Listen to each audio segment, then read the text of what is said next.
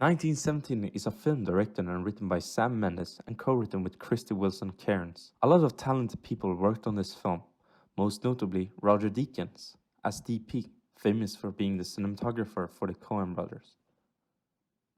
The story follows two soldiers who are given the order to pass intel to a battalion which is following the Germans on their tail as they are retreating, when in fact this retreat is a trap set up by them. The beginning of the film shows how we move from safe distance away from the front line and move deeper and deeper into the maze-like structure of the trenches. As we come closer to the front line, conditions become more severe. Throughout the film, we follow two soldiers played by George McKay and Dean Charles Chapman. And when I mean follow, we literally follow as if we are a camera in a video game about the First World War. The use of this effect is most noticeable in the beginning, but soon enough the audience forgets about being an observer and becomes a participant of the group, really indulging themselves into the trenches and the horror that was the First World War. The audience goes through the fields of blown up crates in no man's land, riddled with death and destruction, later moving into vast landscapes of open fields which makes the audience tense of the dangers that are off frame, as if a sniper could be sitting and watching the two soldiers at any time ready to pull the trigger. The film is great in that it indulges the audience to participate with the two soldiers on their mission.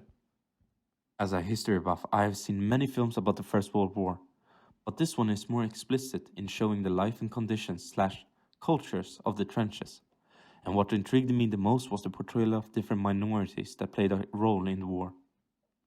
The film is shot as if it were one long take, and ends as it begins, by a tree.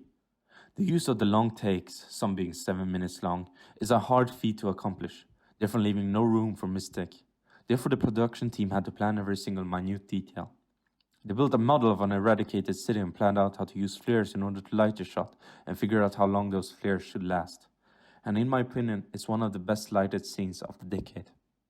I sat and marveled at the mysterious lighting that they had created for that scene, trying to figure out how they achieved such an effect. First I thought that they must have done it digitally, but the amount of details and to light a scene in such fashion would seem abundant. So they used actual flares in order to create such an effect.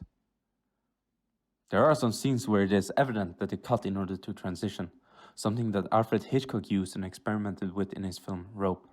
It is most evident when in transitioning from a lightly lit environment into a dark environment.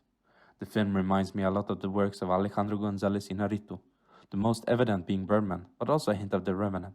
Combine these movies with Dunkirk or Saving Private Ryan, and you have the film 1917. There are of course some negative things that I dislike about the movie. The first being the script. The script is dull and stagnant, and I don't feel indulged with characters whatsoever. The pacing of the film is plain and simply boring. We can go from being an intense, heart-pounding chase scene to being in a romantic, slow-paced scene in just under 30 seconds. Seriously, can anyone tell me or justify why the scene with the French girl and the baby is even in this film?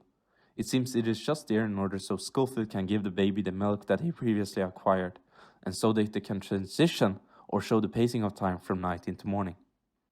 The slow pacing is of course welcomed in some scenes, as these scenes build tensions as the two of them make their way through France, not knowing what may lie on the next hill. The acting by the two actors is great, but not Oscar-worthy. What I mostly loved was the attention to details.